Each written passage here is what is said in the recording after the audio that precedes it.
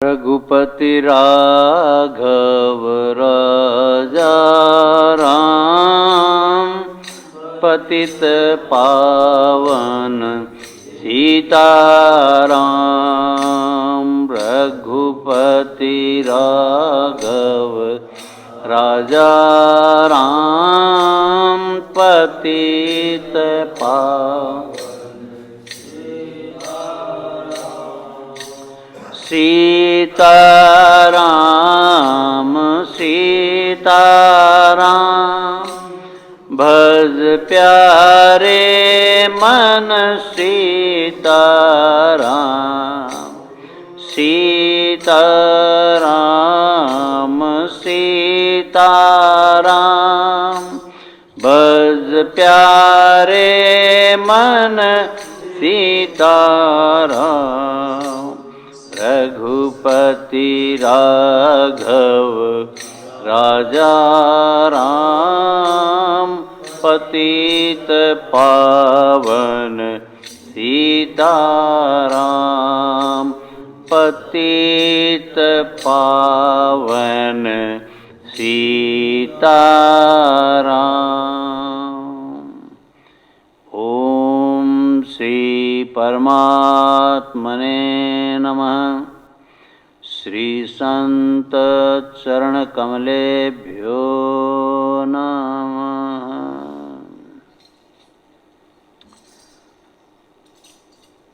प्रातः काल की पुण्य ब्रह्म वेला में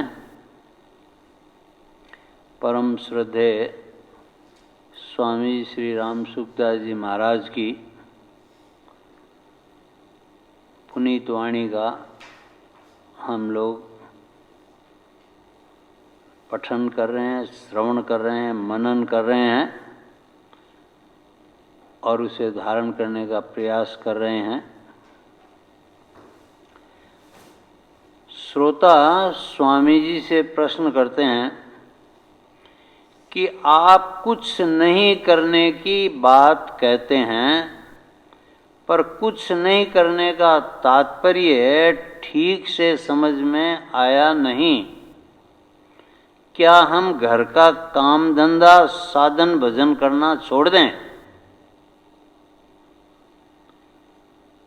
यानी स्वामी जी चुप साधन के लिए कहते हैं, और स्वामी जी का एक बड़ा सिद्धांत है चुप साधन का कि आप यथासंभव चुप रहने का प्रयास करो। चुप का मतलब बाहर और भीतर से चुप होना। बाहर भी ज़्यादा आप प्रपंच में पड़ोगे तब भी आप अशांत होगे, और भीतर भी अगर आपके प्रपंच चलता रहेगा, अधिक सोचते रहोगे, तब भीतर भी आप खटपट में ही रहोगे, अशांति ही रहेगी।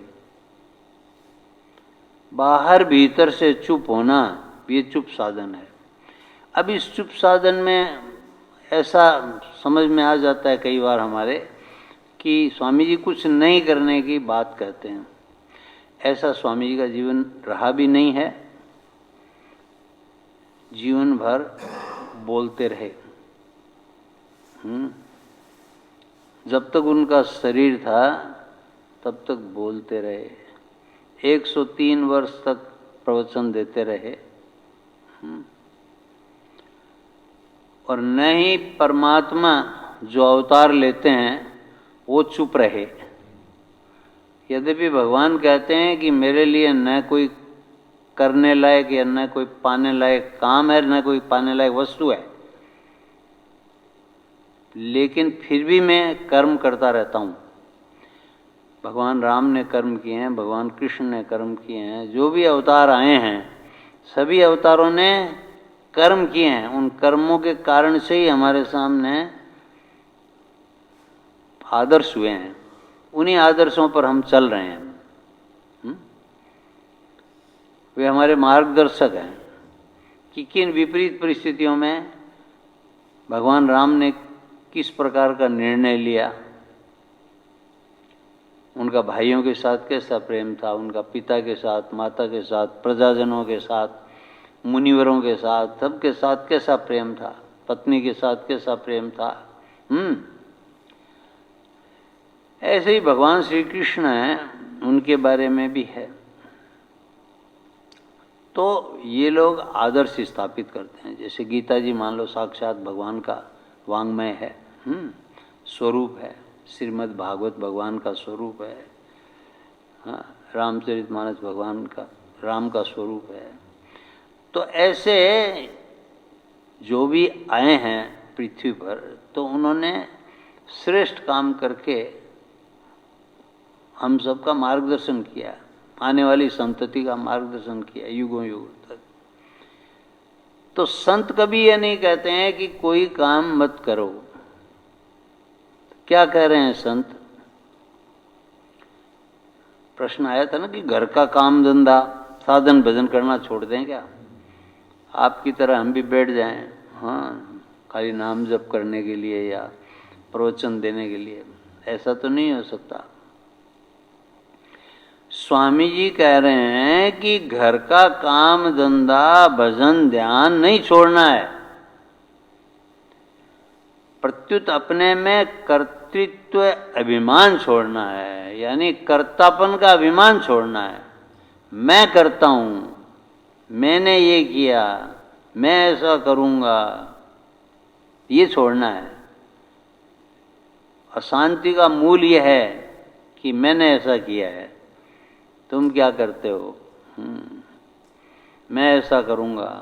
तो ये जो अभिमान है ना, अहंकार विमूढ़ आत्मा कर्ता हम इति मन्यते, कि अहंकारी व्यक्ति विमूढ़ होता है, अज्ञानी होता है, और वह सब समय अपने को ही बड़ा सिद्ध करना चाहता है, अपने को ही श्रेष्ठ सिद्ध करना चाहता है, दूसरे को महत्व नहीं देता है, दूसरे की भावनाओं का आदर नहीं करता है, दूसरे को सम्मान नहीं देता है, स्वयं ही सम्मान चाहता है। तो ये जो कर्तापन का अभिमान है, क्योंकि करने कराने वाले परमात्मा है।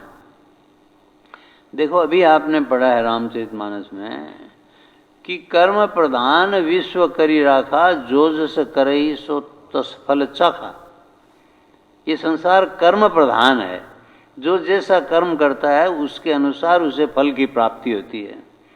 अब हम किस प्रकार के कर्म करें जिसे हमें शुभ फलों की प्राप्ति हो, तो शुभ कर्म करने से ही शुभ फलों की प्राप्ति हो पाएगी। भगवान ने हमें कर्म करने के लिए स्वतंत्रता दे रखी है, लेकिन फल की स्वतंत्रता हमारे हाथ में नहीं है, फल भगवान के हाथ में है। हम चाहे जो कर्म करें, लेकिन फल ईश्वर के हाथ में है। कर्मण्ये वाधिकारस्ते मां फलेषु कदाचन। इसलिए भगवान कहते हैं तू फल की तरफ मत देख, तू खाली कर्म कर, लेकिन कर्म वो कर सोच समझ करके कर, सावधान होकर के कर, कि मैं ऐसा कोई कर्म नहीं करूं जो मेरे लिए ही पतन का कारण हो जाए, अपने पैरों पर ही मैं कहीं कुल्हाड़ी नहीं मारूं, अपना ही अनहित नहीं करूं मैं। तो स्वामी जी कहते हैं कर्तापन का अभिमान छोड़ना है, क्योंकि करने वाले वास्तव में परमात्मा है। हमें जो जीवन मिला है वो परमात्मा से मिला है, हमें जो कृपा मिल रही है परमात्मा की मिल रही है, हमें जो बल मिल रहा है, सामर्थ्य मिल रही है, योग्यता मिल रही है, मान मिल रहा है, वह सब परमात्मा की कृपा से मिल रहा है। फिर हमारा अपना अहंकार क्या? तो अपने में कर्तृत्व अभिमान छोड़ना है। आप तटस्थ हो जाओ। तटस्थ का मतलब है कि आप साक्षी भाव से, दृष्टा भाव से चुप रह करके संसार को देखते रहो, ज्यादा प्रपंच में मत पड़ो। जैसे दृष्टांत दिया है, रास्ते पर चलते चलते कोई पत्थर दिख जाए, वृक्ष दिख जाए, गाय दिख जाए, गधा दिख जाए, सूअर दिख जाए, तो आप उनसे तटस्थ रहते हैं। इतने लोग मिलते हैं हमको रास्ते में, तो हम तटस्थ रहते हैं, आप अपना चलते रहते हैं अपनी धुन में, जहाँ हमें पहुँचना है। आपका उनमें न राग होता है न द्वेष होता है। ऐसे ही आप हर समय तटस्थ निर्लेप रहो,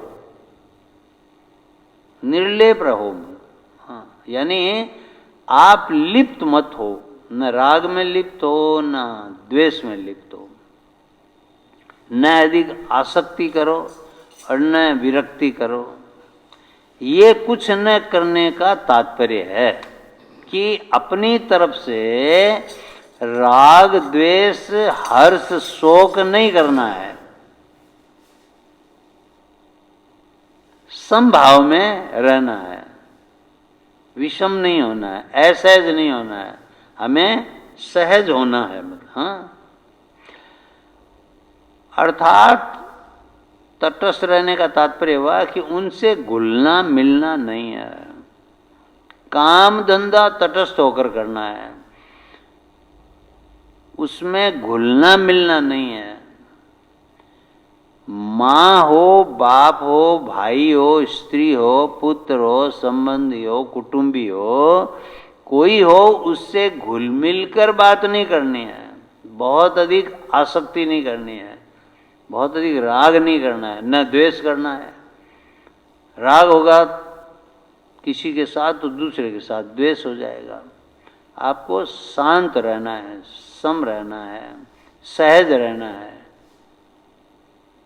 दुनिया के प्रपंच में ज्यादा नहीं पड़ना है, अपने जीवन को भी जटिल नहीं बनाना है, सहज बनाओ। देखो ये बहुत बड़ी बात है, बहुत ऊंची बात है जो समझ में नहीं आती है। हम खटपट को ही ज्यादा महत्व देते हैं, लेकिन स्वामी जी महाराज ने ऐसे ऐसे मार्ग बताए हैं या ऐसा ऐसा जो सिद्धांत दिया है हमें कि जिसमें आपको करना कुछ नहीं पड़ता है, बल्कि सहज में ही अपना काम बन जाता है। हरिया जाने सहज को, सहजा सब कुछ होए, सहजा साईं पाइए, सहजा विषय खोए। कि आप सहज रहोगे तो आपको परमात्मा की प्राप्ति हो जाएगी, सहज रहोगे तो आपके विकार भी चले जाएंगे। कि हम तो एक सहज मार्ग ही जानते हैं, हमें असहज होना ही नहीं है। हम क्यों किसी को दूसरे को देख करके असहज हों, क्यों अधिक आसक्ति में पड़े, क्यों अधिक विरक्ति में पड़े। हमें तो अपने काम से मतलब है। सत्संग, स्वाध्याय, सुमिरन, सेवा, काम न दुनियादारी से। ठाकुर हमारे कृष्ण मुरारी, हम हैं कृष्ण मुरारी के। कोई भला कहे या बुरा कहे, हमें तो भगवान का रहना है, होकर के रहना है, ऐसा भाव होना चाहिए। तब तो हमारा कल्याण हो जाएगा, नहीं तो कल्याण होगा नहीं। एक भी व्यक्ति के प्रति आपका द्वेष रह गया तो आपका पुनर्जन्म निश्चित है। एक भी व्यक्ति के प्रति आपका मोह रह गया तो आपका पुनर्जन्म निश्चित है। भरत जी का मोह हो गया हरिण में तो भरत जी का पुनर्जन्म हुआ। और अगर द्वेष है तो फिर वो बदला चुकाने के लिए आपका पुनर्जन्म होना पड़ेगा। तो कह रहे हैं कि जैसे यात्रा में कईयों से बात करनी पड़ती है। देखो यात्रा में गाड़ी में जाते हो आप, कईयों से बात करनी पड़ती है। स्टेशन पर कई आदमी मिलते हैं अपने को, नाना रकम के आदमी मिलते हैं, पर अपना कोई मतलब नहीं होता है उन लोगों से। भाई जहाँ अपना स्टेशन आया और भाई हम उतर गए, बाकी सबके साथ जो समय बिताया, समय बिताने के लिए हमने बातचीत की, उनके साथ कोई संबंध नहीं जोड़ा। अपना किसी से राग नहीं है, किसी से द्वेष नहीं है, कोई ठीक रहे या बेठीक रहे, कोई हमारी बात माने या न माने, इसकी कोई परवाह नहीं, तब तो आप रहोगे सुखी। उसने मेरी बात मानी नहीं, उसने ऐसा किया, मैंने उसको इतना समझाया था वो नहीं मानता है, मैंने उसको इतना खिलाया पिलाया बड़ा किया, उसके ऊपर इतना खर्च किया, आज वो मुझे मानता नहीं है, ऐसा नहीं है वैसा नहीं है। इसका कोई अंत नहीं है। आपने अपना कर्तव्य किया, बस उसकी तीसरी हो गई। हाँ, आपने अपना कर्तव्य पूरा कर दिया, उसके बाद जो करना है करें। आप क्या करोगे उनको? अपना जीवन थोड़ी बिगाड़ लोगे उनको। जीवन भर आप रोते रहोगे क्या उनके लिए? यानी मोह किया तब भी मरे आप, और ज्यादा उनके प्रति द्रोह का भाव आया, ईर्ष्या का भाव आया, तब भी जो है हमारा पतन होगा। तो स्वामी जी कहते हैं कि तटस्थ रहना एक विद्या है। ये विद्या है, ये जाननी है, हमें सीखनी है। ये अध्यात्म की पाठशाला है। जैसे पाठशालाएं होती हैं, कॉलेज स्कूल यूनिवर्सिटीज होती हैं, वैसे ही ये सत्संग जो है ना, ये भी अध्यात्म की पाठशाला है।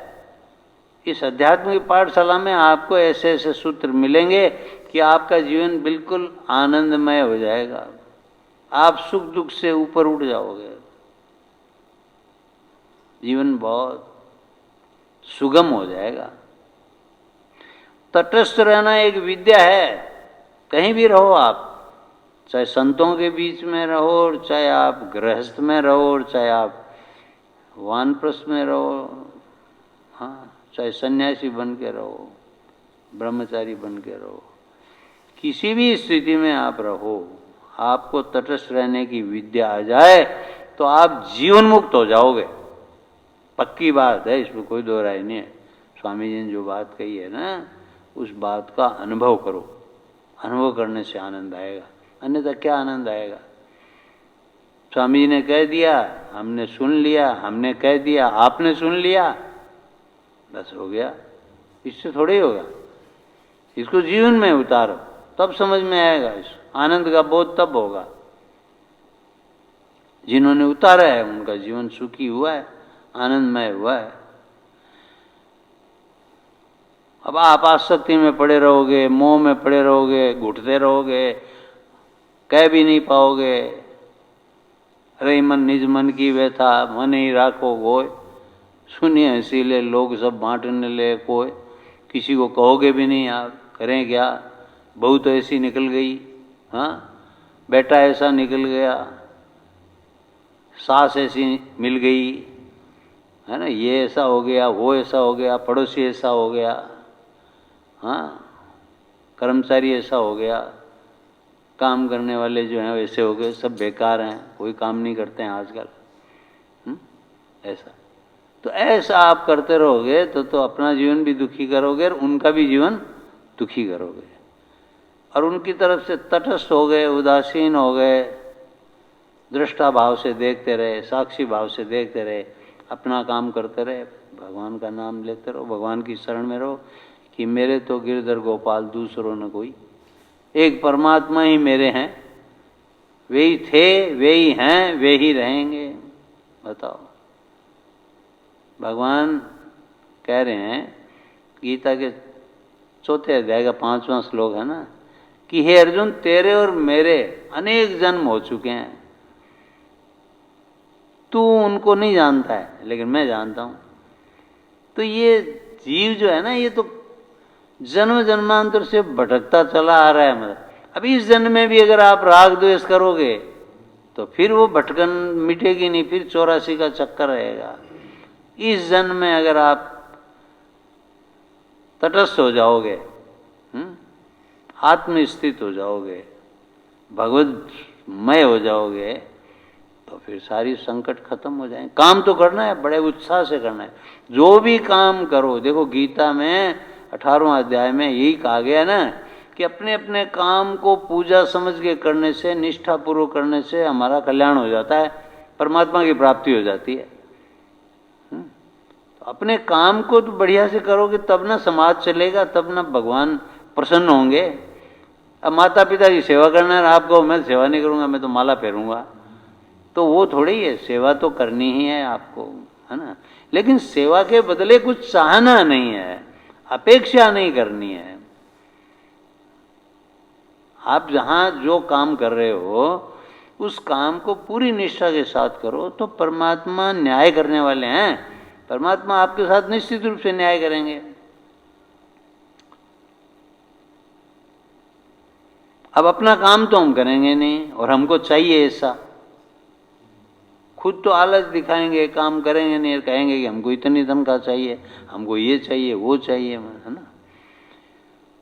जबकि उससे क्या होना है, तनख्वाह कितनी भी हो जाए फिर भी लोग संतुष्ट नहीं है।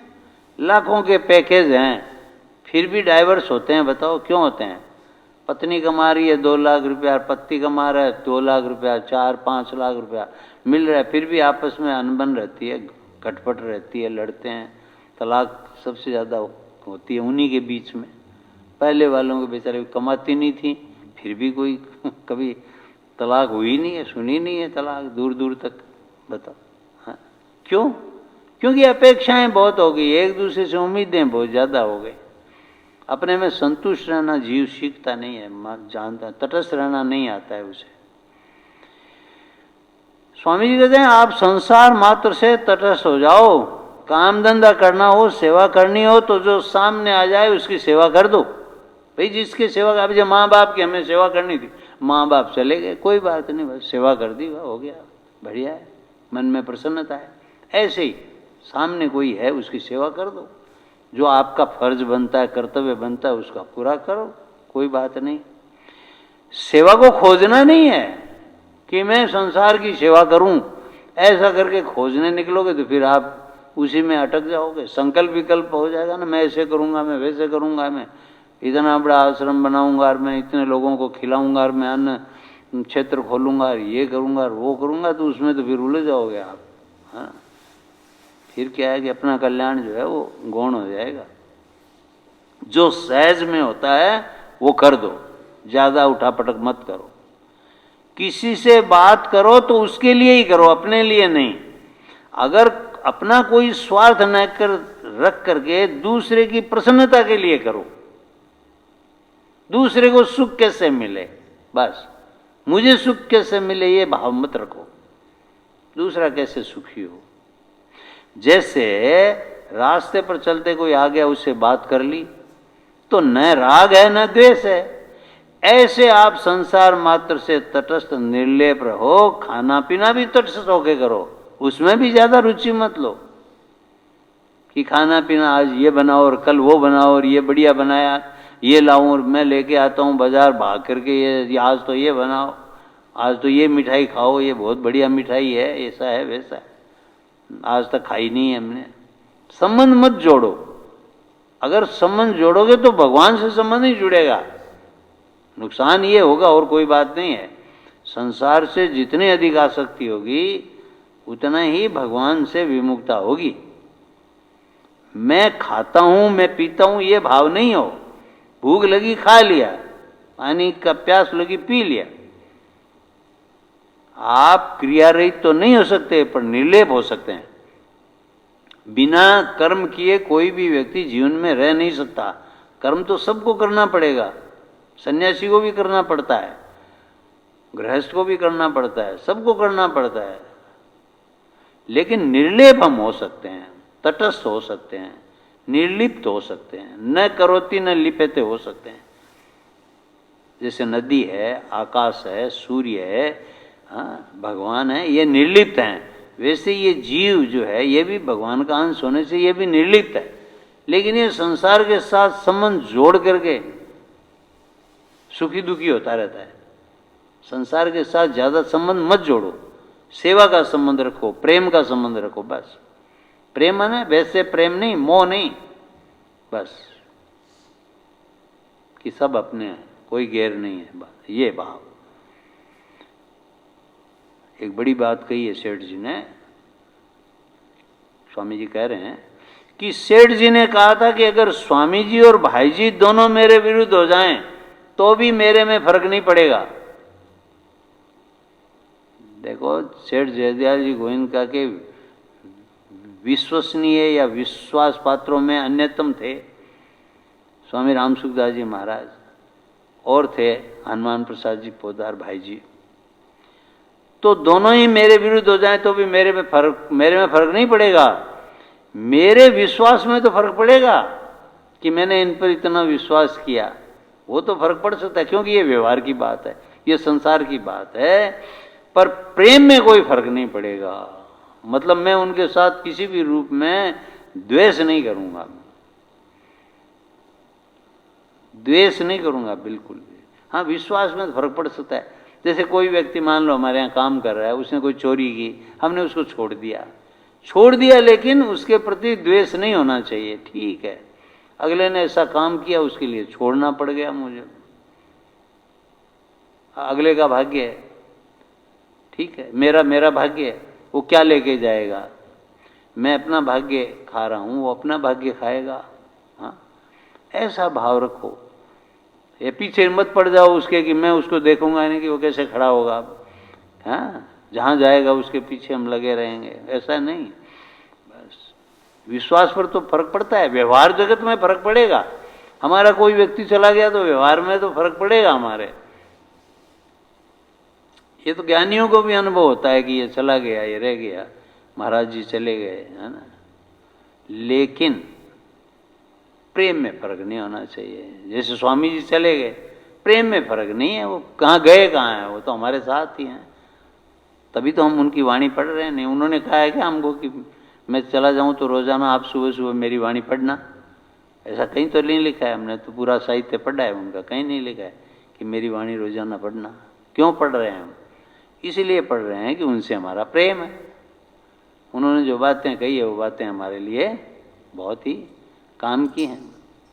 तो इस प्रकार जो है हमें तटस्थ रहने की कला संसार में आ जाए तो हम सुखी हो जाएं। आज का शाश्वत चिंतन भी यही कह रहा है कि सांसारिक संबंध स्वार्थ भाव पर आधारित होते हैं, अतः उनमें अपूर्णता होती है तथा धोखे की संभावना बनी रहती है। संसार में आपको धोखा हो सकता है, लेकिन पारमार्थिक संबंध निस्वार्थ भाव पर आधारित होते हैं। यानी जो भगवान के साथ जो संबंध है या भगवान के नाते सबसे हमारा जो संबंध है वो निस्वार्थ भाव से होता है, तो उनमें परिपूर्णता रहती है तथा धोखे की संभावना रहती नहीं है। साधक आपको कभी धोखा नहीं दे सकता, अगर वो वास्तव में साधक है तो। भक्त आपको कभी धोखा नहीं दे सकता, संसारी व्यक्ति आपको धोखा दे सकता है। परमात्मा से जुड़ा हुआ व्यक्ति रोएगा अगर आपके साथ उसने धोखा कर दिया तो। वो पैर पड़ जाएगा आपके, माफी मांग लेगा आपसे कि भूल से ऐसा काम हो गया। श्री हरि। आज आंग्ल नववर्ष है, अंग्रेजी नववर्ष। हम लोगों का अभी देरी है, अप्रैल में आता है, लेकिन फिर भी चूंकि वैश्विक संसार है और सभी से हमारा प्रेम भाव रहता है, इसलिए नववर्ष आपके लिए मंगलमय हो, 2021 आपके लिए मंगलमय हो, ऐसी कामना करते हैं। श्री हरि। राम राम राम, नारायण नारायण नारायण। हे नाथ, मैं आपका हूँ। हे नाथ, मैं आपकी शरण में हूँ। हे नाथ, हे मेरे नाथ, मैं आपको भूलूं नहीं। सियावर रामचंद्र की जय। मोर मुकुट वंशी वाले की जय। हरिओम तत्सत।